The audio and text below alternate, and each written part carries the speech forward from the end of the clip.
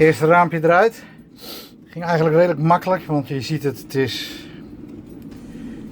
een beetje los.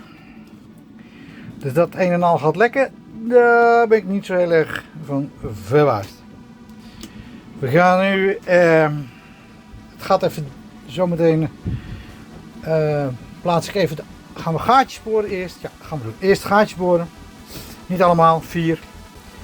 Dan gaan we hem terugzetten in op zijn plek. En dan gaan we de binnenkant aftekenen. En dan afplakken. En dan hebben we het eerste gedeelte gedaan.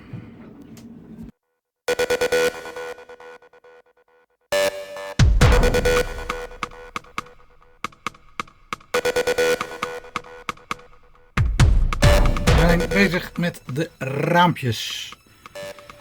Ze zijn afgetekend nu. Dan gaan ze mee naar huis. Worden ze gevreesd op maat.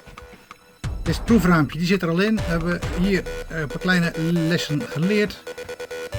Als je goed kijkt, dan zie je er onderin.